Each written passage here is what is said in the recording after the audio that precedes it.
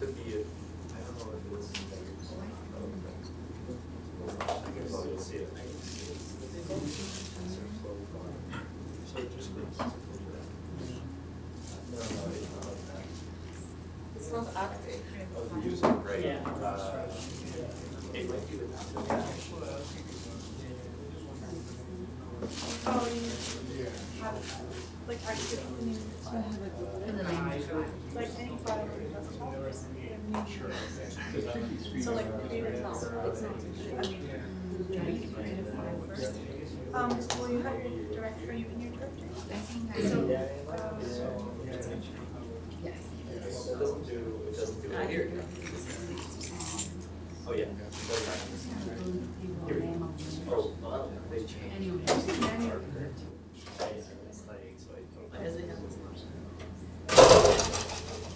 don't know. Right at the bottom, so.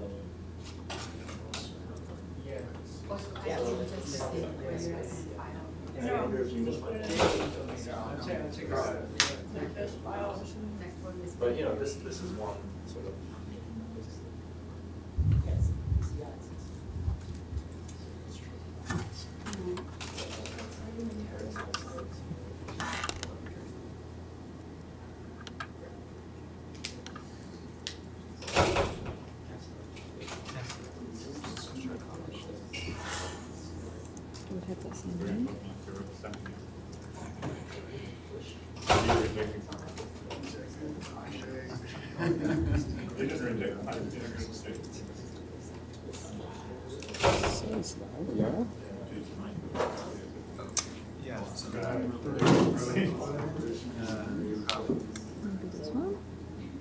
No, it's this one. But it's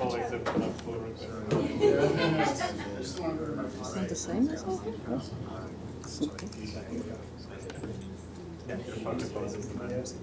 Oh, maybe on the open side? The permission?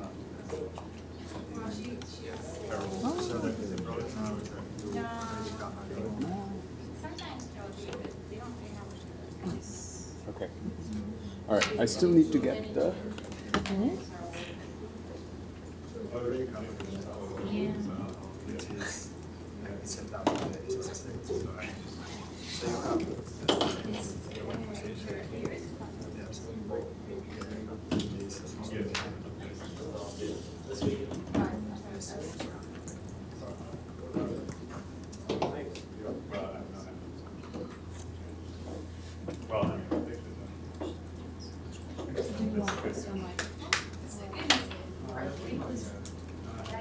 Can you check if you can hear me? Like, that is can you hear me now? But that's coming out through the speaker. okay.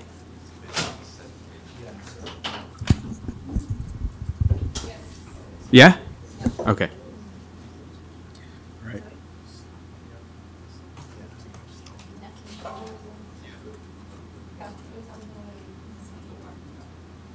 It's on the side. Yeah, I'm just going to say start. Oh, okay. Yeah, yeah.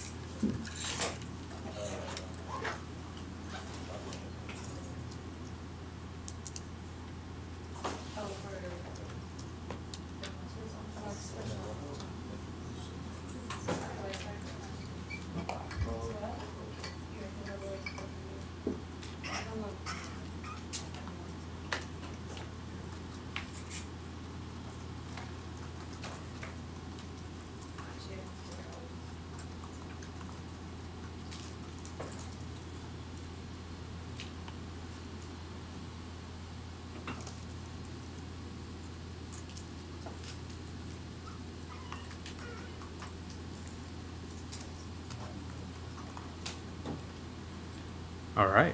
I think everybody can hear me and see me now. Right.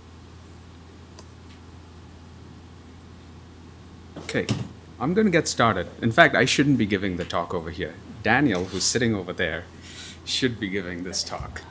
Daniel's PhD work is on information visualization, some of it. And some of his prior background is in different kinds of information visualization. So he should interrupt me at any point in time and take over anything that I say is off the rails. But I kind of wanted to start off with a very classic InfoVis chart. So many people probably here have seen it and many haven't. This was an outline created for Napoleon's march to Moscow and back. And what this shows is ways in which you can encode various kinds of statistics into an information or a figure.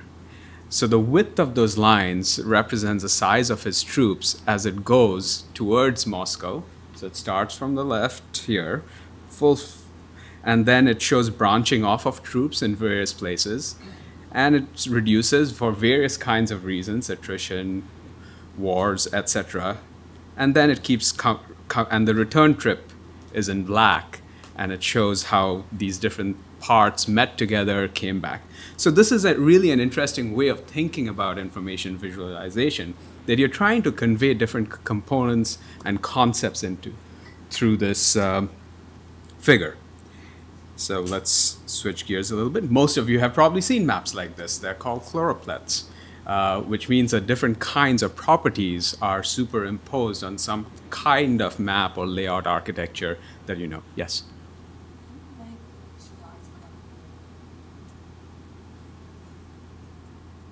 Should be. No?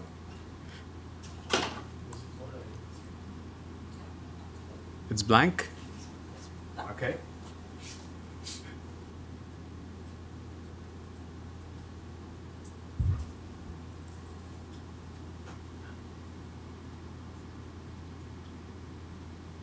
Is that, no? Still blank? Yep. Okay. I can at least do one thing. The slides are on the web.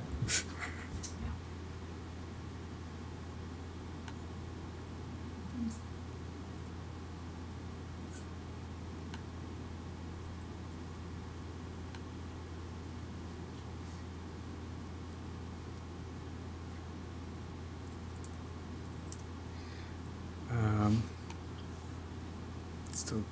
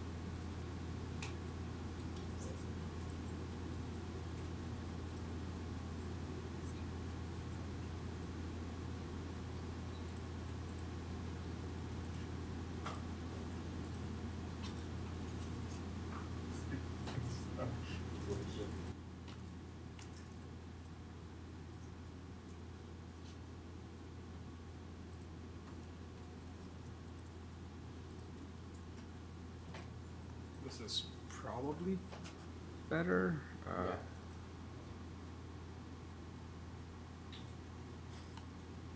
Where did my? Yeah. Oh, no, it's fine. Okay.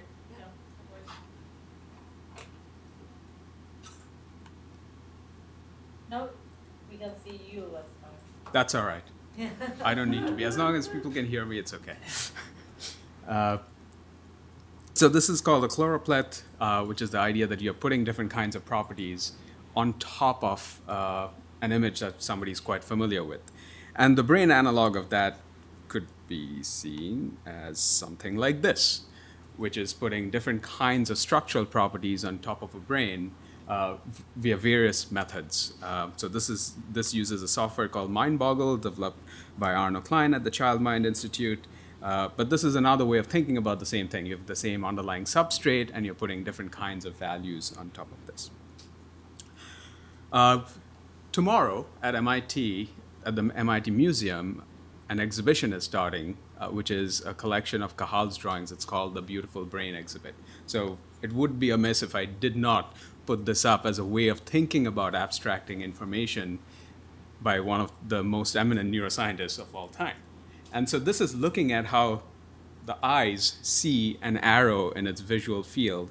And you can see how at different stages of the pathway, he's represented different components of the arrow as it gets towards the brain. So in some ways, it's capturing the computational neuroanatomy of the process in a figure. And so I thought that would be nice to look at. Then there are things, I forgot to put the YouTube video of this. This was created for the 1939 World Fair, where this person sat at a keyboard and tried to synthesize speech. And what this is, a process or a schematic or a description of the process by which somebody built this device and worked with it. So you had an idea, you changed it, and you had these controllers. The controllers had mechanical connections to various things, and they used it to create sound. Again, very simple by some of the complex processes we use, but a way of representing a process description. And then you get to modern neuroscience figures a little bit. And so this is looking at hippocampal connections in a couple of different ways. And one of the nice things about visualization is that there are lots of examples to draw from. So you can open up a lot of papers out there and look at how people have visualized things. And so this already puts together a couple of various different architectures of visualization, and we'll go through some of this in a bit. I'm not intending to describe what this paper was doing over here, but the general idea here is it's looking at connections between pieces of the hippocampus, and there are different ways in which networks or connections could be shown. And then there are even more modern methods of showing things. So I'm going to switch over. And this is a product that came out of Google called Neuroglancer. And they developed it primarily to look at electron microscopy images and label them and look at 3D architectures. So we've moved from kind of static visualizations of information to more interactive components. And in the 21st century, I think we should be aware that interaction is fine. We don't have to create visualizations just for a paper, but that may be something that you're asked to do for a given paper.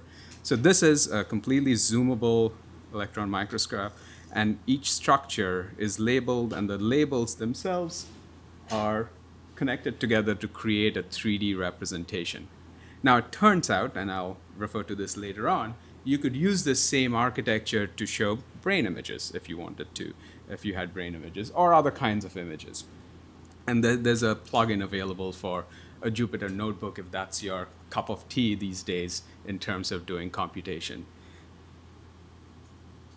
Okay. And this was something we built. It's a site called MetaSearch, and it doesn't quite compress into this iframe all that nicely. So there's a little bit of overlap between columns. But one of the things you often come up with are, you have a table which has multiple dimensions. How do you visualize that table effectively? And what MetaSearch uses is something called a categorical coordinate plot. And the idea is that each column over here is one of those dimensions. And these lines connecting them are values as you go from one dimension to the other for a given individual. So I can slide down lower, which is a table, and for this person, you can see whether this person had an MRI, what project this person came from, which site, what the sex was in this particular case, what diagnosis, and so on. So it's a very quick way of representing multiple dimensions in a manageable amount of layout. I tend to think that 10 is a good thing, although even in this screen space, it gets to be a little more complex. And then you can do interactions with this. So if I only wanted all the right-handed folks, I can subselect all of those folks. If I wanted the right-handed folks with autism, I can subselect those people. And if I wanted all the right-handed folks with autism who were female, I can subselect all of those. So this is a nice way of filtering information, and that's one of the things that might come up in various ways when it comes to visualization or why we do visualization. And I can reset all of these things. Let me do that for a second. So the other thing we can do in this particular thing is, so now I've selected handedness, which in this particular case is a categorical variable. So it colors things in discrete colors. But if I switch over to age and select age, that's a continuous variable, and it uses a continuous color map to think about those colors. So these are ways in which you can use modern tools to create visualizations that allow you to not only convey information, but interact with it in specific ways. Okay, this really didn't fit into the iframe, but I'll try to show it anyway.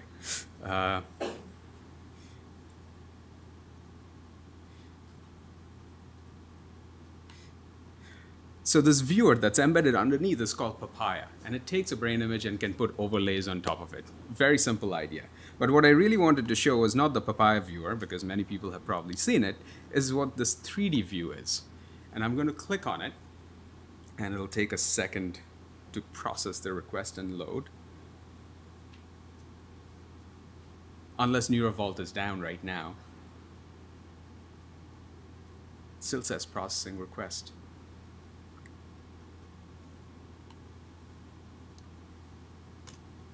Uh-oh.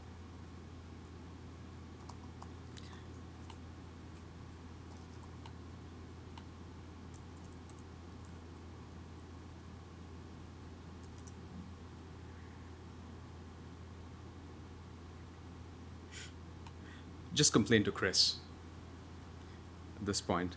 There are too many people doing brain hacks on NeuroVault right now, so the server is down. We'll come back to that visualization in a second, but it shows a 3D surface. So when you think of brains, you're always almost thinking of ways in which surfaces come into play. Let's see. Okay, I'm going to move on to the next one.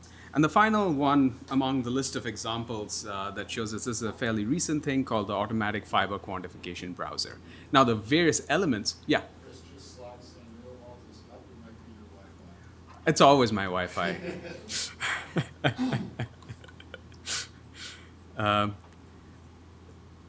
So what this is, it's actually an interactive browser of surfaces and streamlines that you can play with. You can select various specific things, and it'll color code them and create different kinds of pictures. You can upload your data set that's been processed through AFQ, which is a tool, into this database, and it can show the various tracks.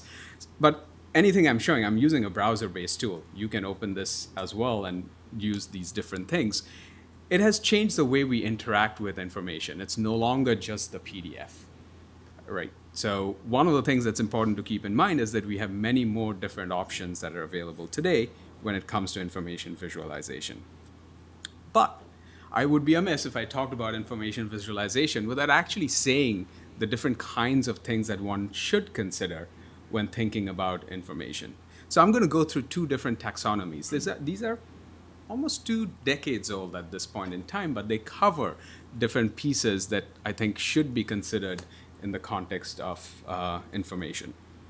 So the first one basically says you have a value that you want to do something with. It may be there might be a data transformation, or you might actually change that value around in certain ways, which is the value stage operator. You might do a data transformation to get to what's called an analytical abstraction. And I'll give examples of these in a second.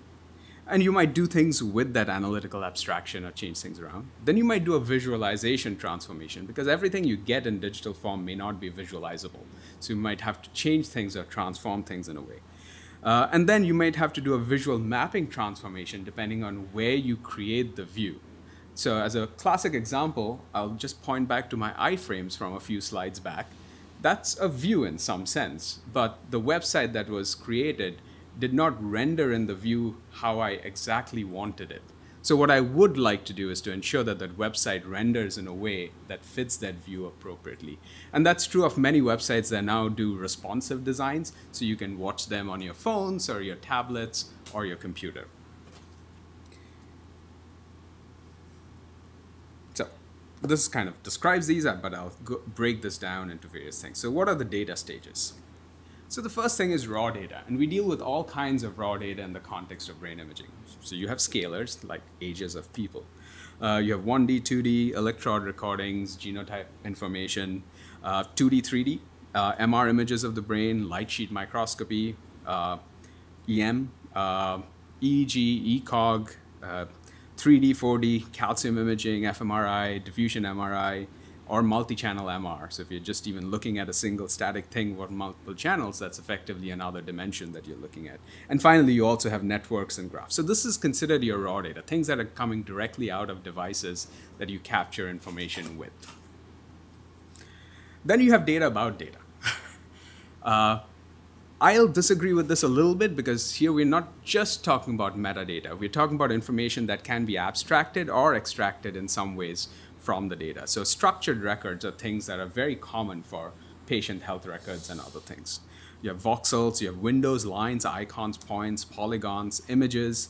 Vectors might be text vectors like word2vec, or lines that also represent vectors. And then you have matrices and ND arrays, vertices, faces, graphs, and evolving graphs. And since many of you are here working on various NIPIP things, workflow is a graph in addition to some of the things you're looking at. And then you can have a visualization abstraction. So we looked at a chloropleth earlier, the kind of map. So you have information that could go on a map. You could have a list with item attributes that you may want to visualize. A table, a 2D table, is something people often still see in papers and other things. Every table doesn't turn into a categorical coordinate plot. You're still printing some of those things out. Point sets, 2D positions, curves, triangulated surfaces. For many of us who do brain imaging stuff, triangulated surfaces are fairly common to look at. Your FreeSurfer meshes, if you're using FreeSurfer. And then you have things like trees, hierarchical trees, graphs, and network also in this visualization abstraction. Okay? And the end product of this visualization mapping is where the user sees and interprets the picture that's presented. And here are just some examples of ways in which people do visualize things quite a bit, still in a static sense. So all of these are from Wikipedia, and the links are available in the slide, except the top right, which is just a brain surface with certain types of regions colored, and the top bottom right, which was the picture I had shown earlier. But these are different ways in which people manifest this. So I didn't put any pictures all the way up to the view, because this is exactly where you have the visualization. Everything up to this point is just transformations of information. And you can think about visualization as the end product of that stage. Okay, so transformation operators. Well, for data transformation, we may have parsers, things that read the information, get it to your space that you're using. You may have algorithms. I caught myself there. I've been trying very hard to pronounce that word correctly over the last 2 weeks. I've mispronounced it for all my life. So marching cubes is an algorithm that takes a solid image, typically thresholded, and turns it into a set of triangles or surface meshes that comes from it. It's a fairly old one. Signal processing. You might simply take a signal, run a Fourier transform on it, and create a spectrum or a spectrogram from it. You may have dimensional reduction techniques. So PCA is an example. TSNE, T-stochastic neighborhood estimation, is another one which many people use to reduce high dimensional data to lower dimensions so that you can visualize it. Then you have graph generators and processors and various kinds of statistics software. This is not an exhaustive list, but it's just saying the kinds of transformation that one may do before you get to that visualization component. Even a screenshot software, I've used several of that in my talk today. That basically transforms data of some kind to something that can be visualized or captured. Then there are filters. We want to reduce information in various places, and we'll come back to reducing information in a second, but not all information that you generate or acquire needs to be represented for visualization. And in fact, the art of visualization is to figure out, I think, the components that are most meaningful to convey to an individual. And that's an art. I really think of it that requires practice and time. Okay. Then there's the visualization transformation, which takes some of these analytical abstractions and further reduces it to some form of visualization abstraction, which is visualizable content. So we might have each point corresponding to a participant, or each color corresponding to a brain region. Points, lines, meshes, surfaces of various kinds. If you were to use statistics to create a box plot, most people don't think about it, but the initial tool gives you 5 numbers that you then visualize with these things. So those 5 points on a box plot might be something that's in this visualization transformation. Objects with different numerical or categorical attributes. So these are just examples. And then the final thing is you take this and present a graphical view. So you plot curvature, regions, activations on a brain surface. You create the box plot or a double-sided violin plot for, I'll bring that up later on.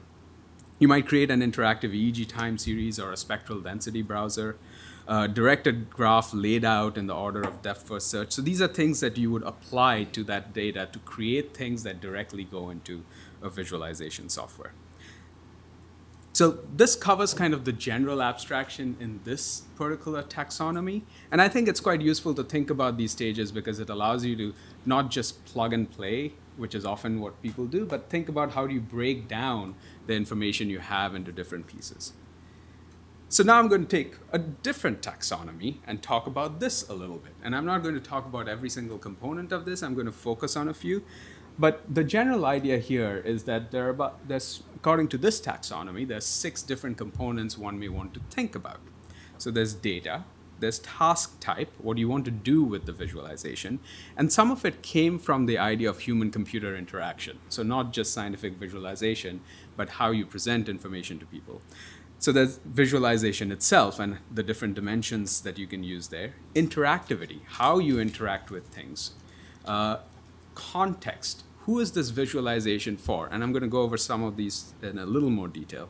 And then the user skill level, since this came from the human-computer interface literature, if I gave you some of the tools that we work with and you were not used to it, you would find it hard to interact with them. There's some level of usability that comes from either the design concept of a visualization software or from training that goes along with it. Okay. So let's start off with data concepts. So you could have relationships among data, and they break it down into a set of minimal relationships, linear, circular, ordered tree, unordered graph, or a lattice. So this represents how information relate to each other. And then there are different kinds of data types, and they break this down into low-level and high-level data types. So low levels are objects and their attributes. High-level data is metadata or meta information about those low-level things. Okay. Task type. Well, I might want an overview of things. That might be the goal of my visualization, a view of the total collection. Or I might want to zoom into things and have a view of an individual item. I may want to remove unwanted items, so that's a filtering process. I may want to get detail on demand, so I may want to be able to zoom in. So NeuroGlancer was a perfect example of some of this because you can zoom in and it gives you more and more details of the image as you get into the picture. I may relate things, so viewing relationships between a selected group or a group of items. History. So I may want to know what I've done with the visualization and store that information. The extraction of focusing in on sub-collection and other parameters from a given set. So these are different tasks that people may want to do. And so you have to think about what you're creating that visualization for. Visualization itself, well, I may want to create an animation or just a static image. So you want to think about the level of interactivity that your visualization provides. It may provide limited interactivity or full interactivity.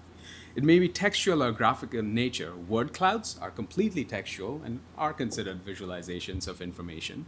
Graphics, I don't have to show you, there's plenty. And then you can think of ways in which different kinds of information relate to how you represent that visualization, whether it's plain, size, values, or relations, or texture, color, orientation, or shape. Components that you use to create the visualization, you can play with those attributes to reflect different kinds of dimensions, different kinds of abstraction, what you want to emphasize, etc. Now, most of you have created papers, so it's not rocket science over here. It's just kind of enumerating a list or a checklist of things to keep in mind. The contextual part, I think, is kind of important. So life experience. Well, when I create a visualization, am I creating it for my crowd? Am I creating it for people who have my level of knowledge of things? Or am I creating it for someone who has more than my level of knowledge of things or less than my level of knowledge? And that changes how you think about the information you want to convey.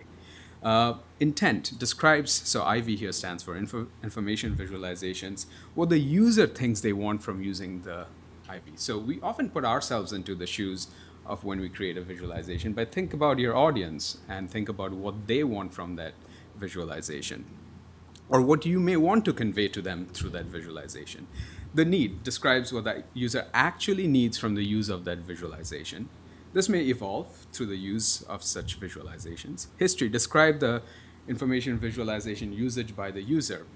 Is it a one-off use, or is it something that somebody is going to use over and over again? And device. This has become a lot more important today than when this article was written. There are a lot of different devices, and they come in different resolutions, sizes. If you thought browsers couldn't visualize things in the same way, the modern plethora of browsers and devices just makes it a fairly hard problem in trying to constrain things. People are trying to get to representations that will uniformly visualize across browsers. But if you just think of it, widgets on your various mobile platforms are different because they're native widgets to that platform which have different looks. So there are different ways in which one would think about visualizing. But maybe we can take a step back from the taxonomy, which I think is useful. If you just were to print out that page with the taxonomy and just check off things, what are the pieces I need when I create a visualization? That might help guide you towards the elements that you should be considering. But there's something beyond taxonomy. Well, cognitive load. And I've put the contextual items in the list down here. So this is from a paper we wrote a few years back, and it shows a sequence of pictures. I'm not going to go through it, but if you think about this paper, since I haven't told you anything about this paper, if I just presented it, some of you will recognize some pieces of this, because those are things that you're used to. It would be hard for you to interpret anything without me telling you what this is. And that's something you should think about. This did come with a caption, which I didn't put, and the caption may have informed you with some of the details that are in the paper. But this captures, in one graphic, a couple of different ways in which information is visualized. So there is an fMRI paradigm that's listed on the top left, coupled with statistical maps in the top row, hemodynamic responses or time courses on the bottom right, and some bar plots and box plots right next to each other. Now, if I had my way, I would basically have told Tyler we should eliminate bar plots all the time, and I'll talk about that in a second. I'm not a big fan of bar plots, just to let you know. But this has a cognitive load that it imposes. And for a paper or something, you might consider that the audience that's reading this is capable of adjusting to that cognitive load. But if you were to take this and turn it into something for a much more lay audience, this is way too complex an information space. So that's something you want to consider when thinking about creating visualization. This is a slightly simpler visualization, we think, and I did put the text alongside it.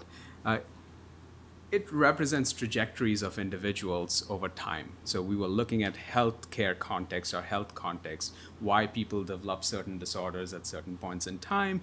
And we were thinking about this from the perspective of chaos theory or dynamical systems, how people may converge or go out of a trajectory similarly, how they may cross a boundary and get into a particular state, or there might be attractors in this high-dimensional space that you get to.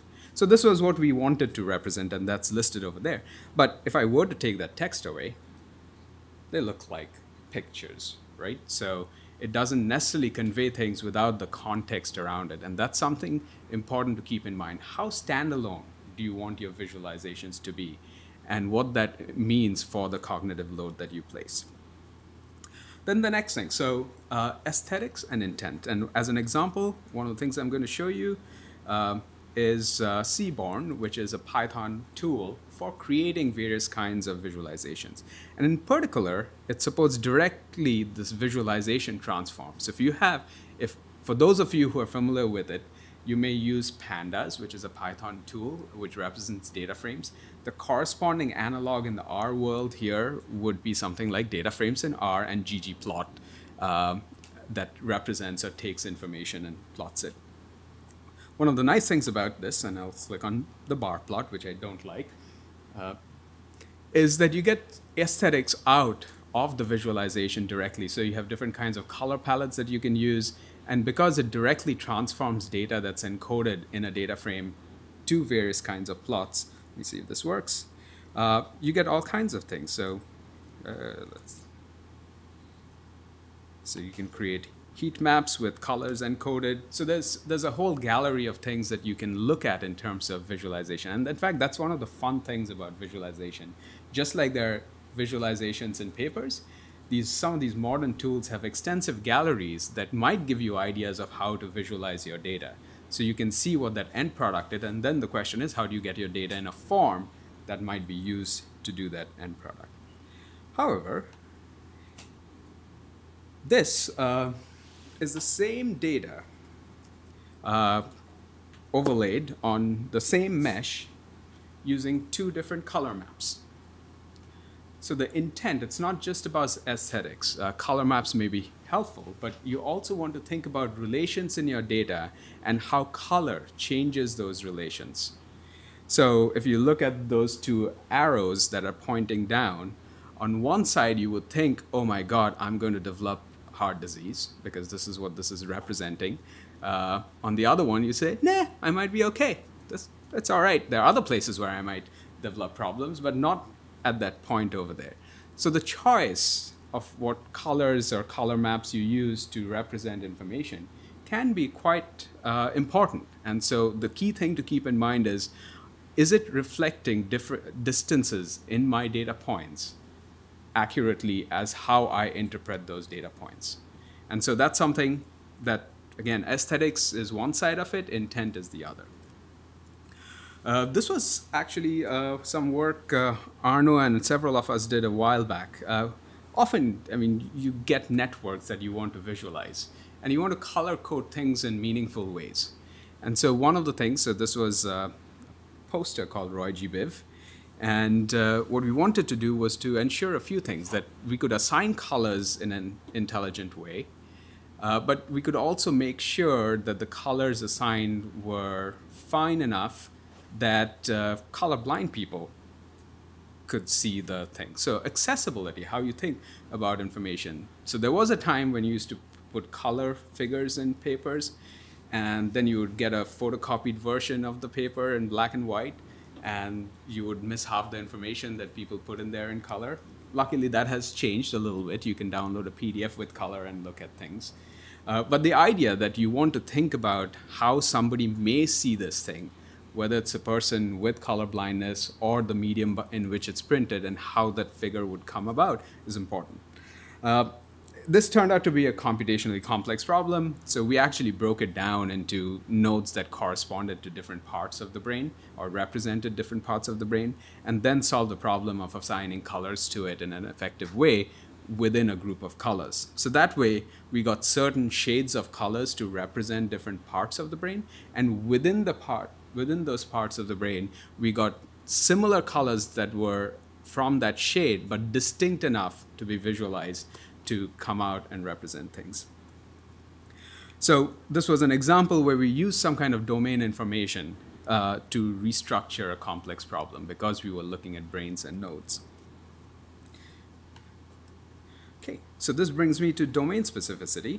And there's been a lot of other interactive tools that people have created. So this is something that is the next generation of XTK. And again, XTK was built by that guy over there, Daniel, a long, long time back. And Amy, which is the modern interface, or the next generation of it, is a pretty nice new JavaScript software that shows different kinds of things. So this, hopefully, my internet is fine. So this is showing, so you have controls that you can use to control this thing. This is simply a volume rendering, and I can interact with it. It's actually one of the nicest volume renderings I've seen of a brain. It looks uncannily or eerily realistic in terms of its shading and glossiness for those who have seen certain types of brains before. And so this is one way, but they have other examples as well where they intersect streamlines with slices, etc. I'm hoping people can see that out there. Okay, so that's one. Then there are tools that people have built. So this is an example of a set of tools in a Python package called nylearn, which allows you to create different kinds of visualizations using very simple representations. And I'm not going to go through all of these examples, so I'll just take one. So here's one where regions are plotted on the brain. So it's meant to be something that's for static, but you can use very easily with some input data to create these visualizations. It's fairly straightforward to use this. Then there is more specific, domain-specific things that are created. So this is the output of fMRI prep, which is a tool that's used to do functional pre-processing on data.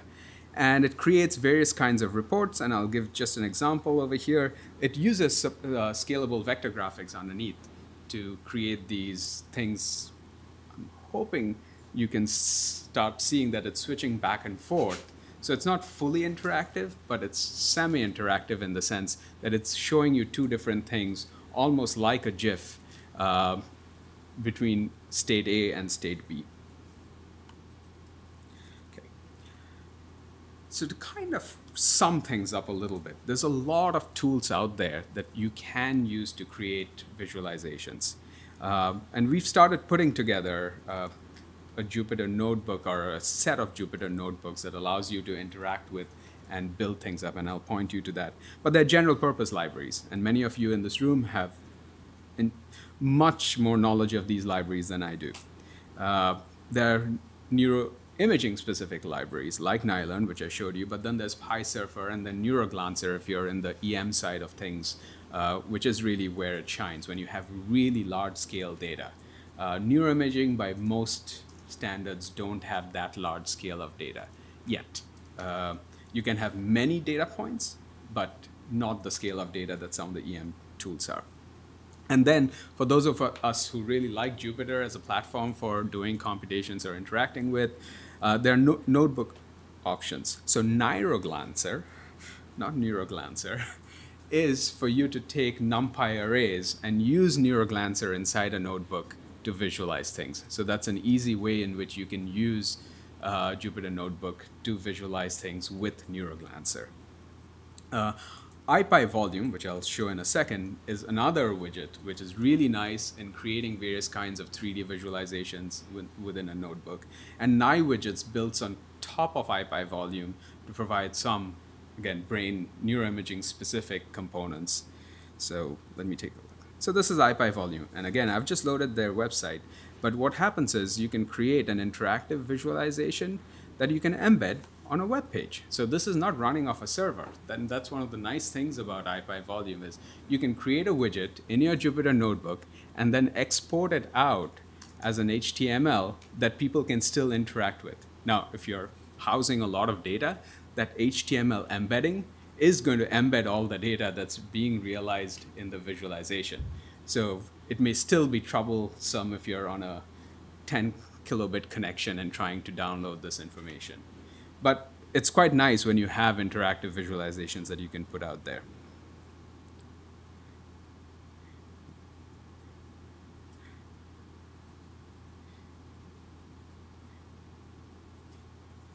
Yes? Everything what is working with the notebook can be embedded in HTML? Not everything. So it depends on what the extensions support.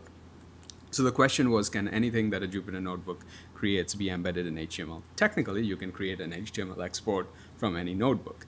But a lot of these things use JavaScript that creates components that are in there. And then you have to do something like enable embedding of the widgets. And if the widget was created properly, it should enable a pure HTML render and interaction that you can then see, which is what this is doing, because this is a widget that's created. I'm just pulling in a website over here. Yeah, This is not running a also server. like this is true about like every single like general visualization. To the extent that the widget supports proper serialization, yes. And you can not only interact with it as zoom and scale, you can change things. I could change the color over here, turn everything blue.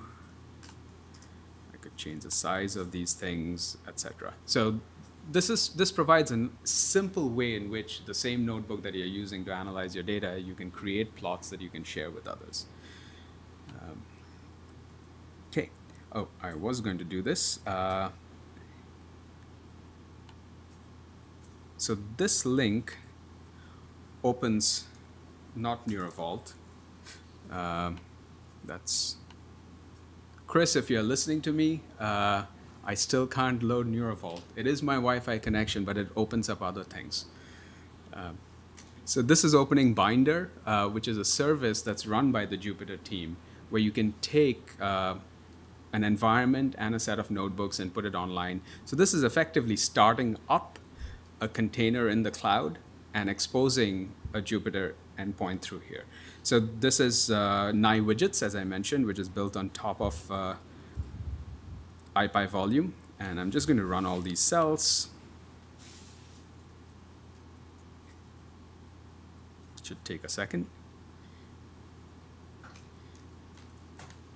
And so you have kind of standard interactive 2D plots.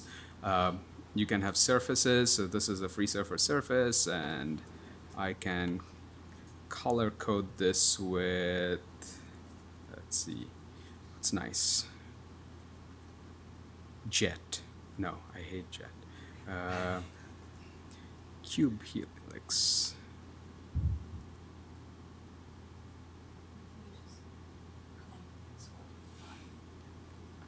I know. I'm just putting it out there.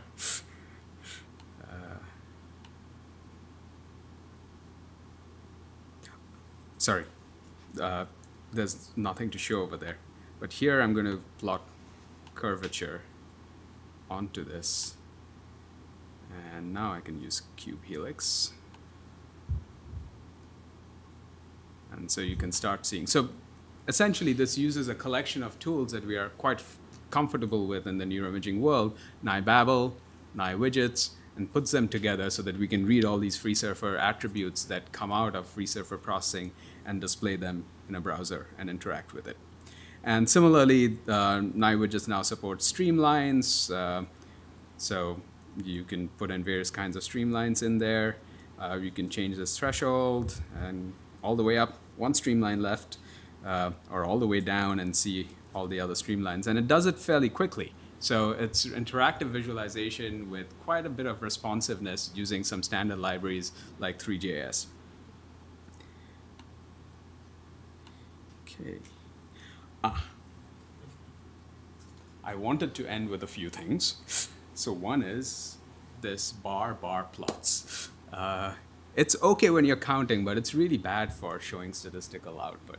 And if you're interested, there's a Twitter hashtag called bar plots, which lists all the examples of why a bar plot should not be used.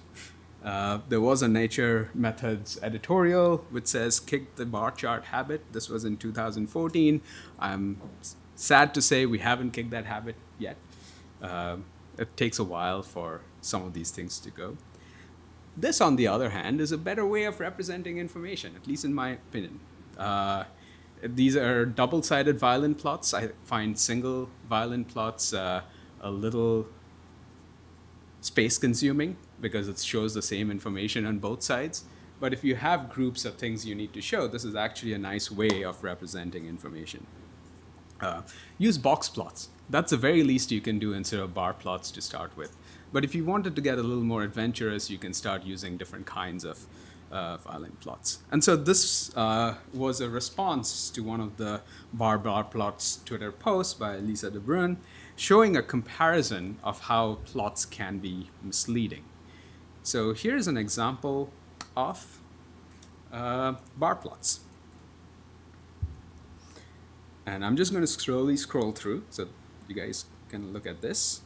And you see these bar plots, and the axis goes from 0 to 1.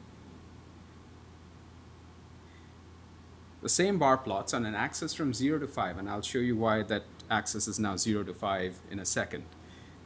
So when we go to this violin box plot, you can start seeing that that initial image that showed those bar plots can be quite misleading when you're just looking at it. If you're trying to interpret that information, it's almost like the picture of the atherosclerosis where they were plotting information about the artery on top of the arteries.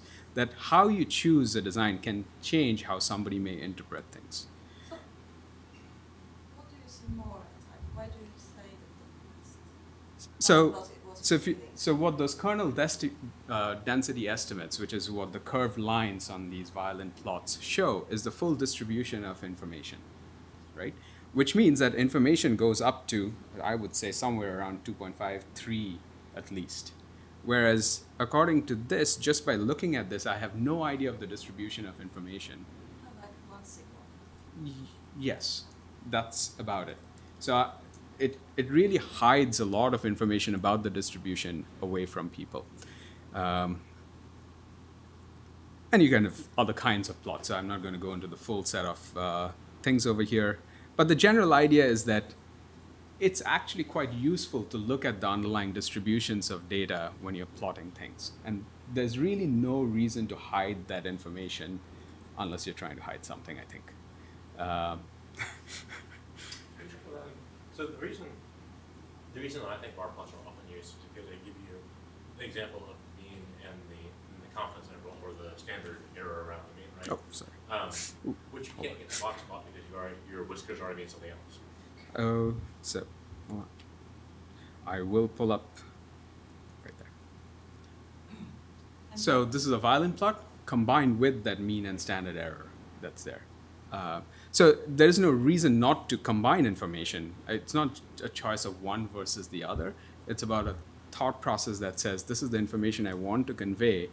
And often bar plots are used to hide information that somebody doesn't want to convey. You need 2 seconds to understand why. Yes, it's the reason people use Excel and Word.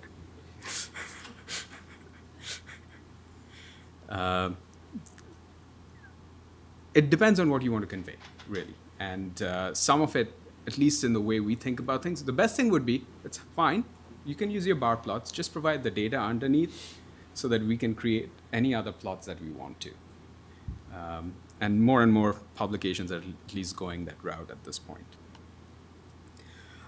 I would also be amiss if I didn't tell you that visualization is changing. So Vega is an effort to create what's called a visualization grammar, or a way to represent information and decouple construction of the output, what you see as the visualization, from the data, and showing how you can transform things through a grammar. So these are all interactive examples, and I can take maybe that plot. And at this point in time, there are some tools around it, but effectively what it creates is a JSON specification that then gets rendered as a visualization. And it's quite powerful. And there are tools like Altair in Python, which allows you to use Vega-like instructions to create these things. Okay. So to summarize, I can think of visualization as an optimization problem. And it's a multidimensional optimization problem. So you want to choose the components that you want to support and then choose the technology that supports those components. Consider devices and audience characteristics depending on your dissemination context. I think that's quite important to think about. And these days, dissemination is getting wider, which means you may want to have different versions of the same visualization to address those contexts. And ideally, you will provide data and code to regenerate the media that you're creating. That would be useful, not just the visualization. And if you use some of these tools, effectively the data is embedded in those tools as you put them out on the browser. So the Jupyter Notebook things that I said, the data actually goes along with it. So if that happens, you also want to think about whether there are PHIs or other things that you're setting out with the data that you're putting on the web. So those are things to think about. But in general, if you make the data available and the code available, people can generate other kinds of visualization depending on their needs. So I'll stop here and I'll take any questions.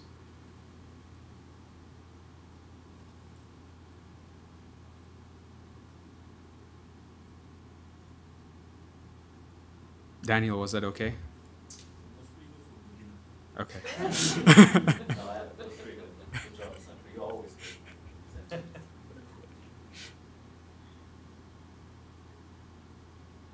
You,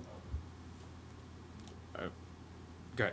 so Yeah. I guess the question about like the, so I've never heard of Vega, and I was just wondering how widespread its use is and whether it's a new thing and whether sort of things are moving in that direction.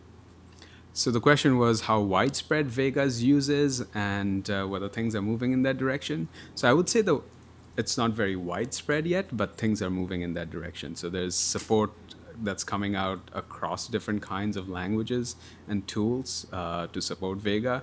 And you can already do quite a lot of things with it. So yes, I think creating a standard or description for visualization is kind of nice for somebody who likes standards of various kinds. So I think that's a good step. We'll see how it gets adopted kind of extensively. Yes.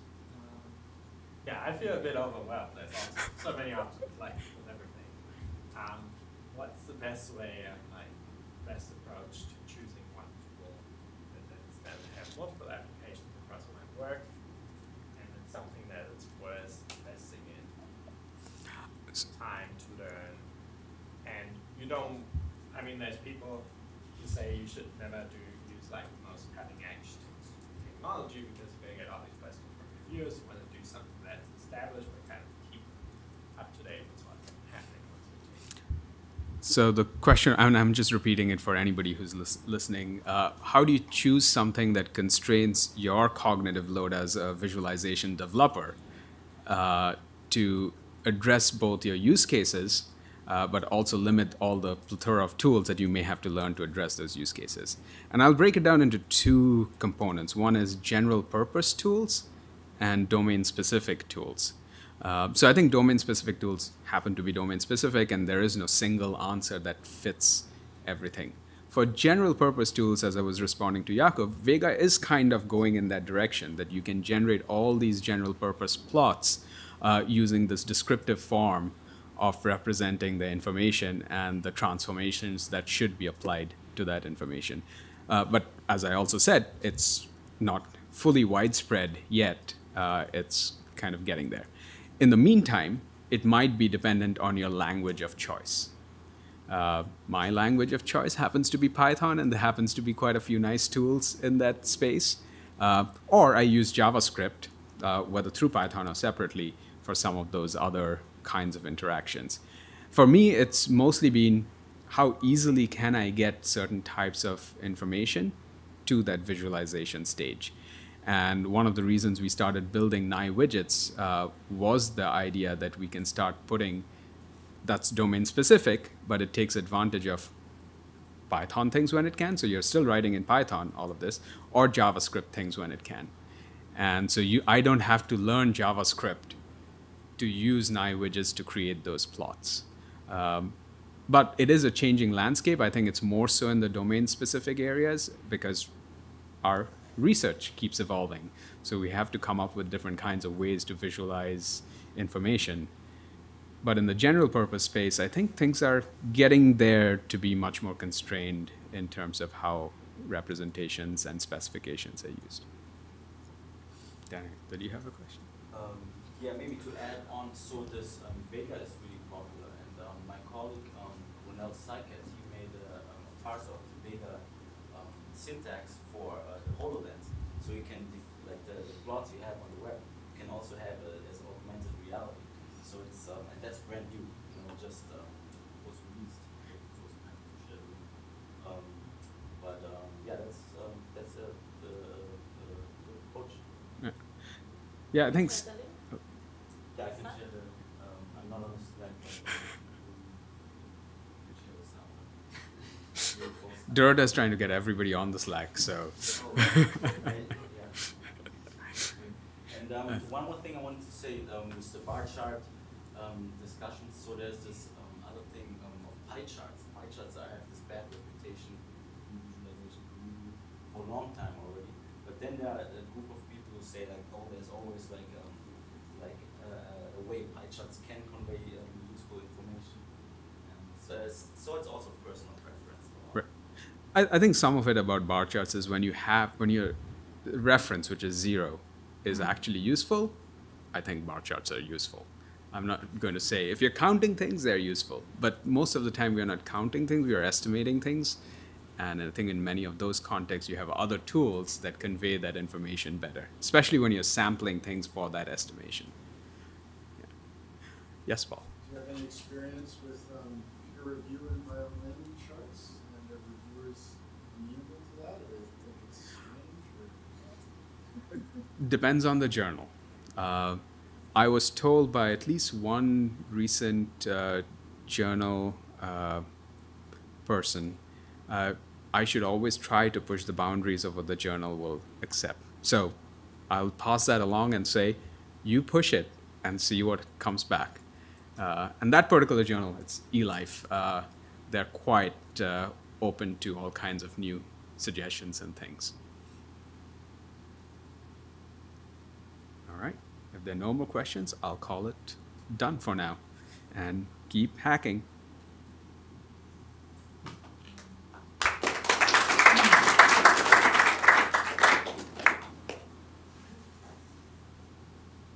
Thanks, Satra. Just want to get like a show of hands. Who might be interested in coming to the social at Mead Hall at 5 tonight? Just want to get